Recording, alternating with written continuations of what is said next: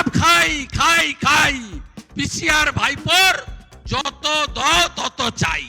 সব করব আমরা, হদ কাটবো আমরা, কই খাবেন আপনি? না, আপনার ভাইপো ছিল দিল্লিতে, তাকে এনেছেন 2011 সালে 21শে জুলাই। সব পরিষ্কার হওয়ার পরে বাড়ি থেকে বেরালে 8000 পুলিশ বেরোয়। হেলিকপ্টার চার্টার ফ্লাইট ছাড়া চড়েন না। কি করে 38টা প্লট হয় আপনার? আপনি নাকি সততার ঢেঁকি।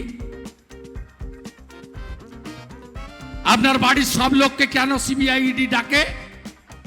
তাই আপনাদের কাছে আমার আবেদন, আপনারা আমাকে সাহায্য করুন,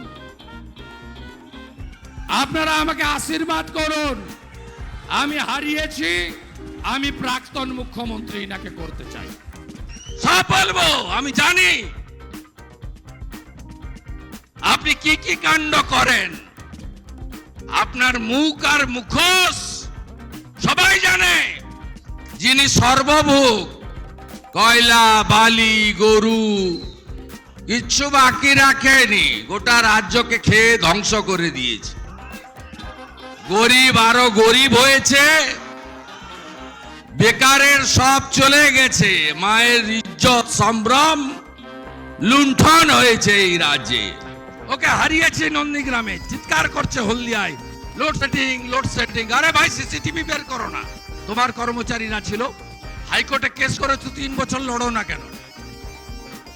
আমি চ্যালেঞ্জ দিলাম মমতা ব্যানার্জিকে, আপনার ওই ভাঙা ক্যাসেট আপনি বাজাতে থাকুন।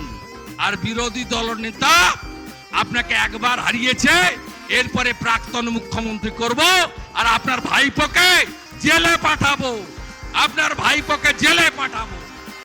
লাফিয়ে লাফিয়ে বক্তৃতা করছে হেলিকপ্টার রানী। হেলিকপ্টার চড়ে আসছেন, লাফিয়ে লাফিয়ে বক্তৃতা করছে।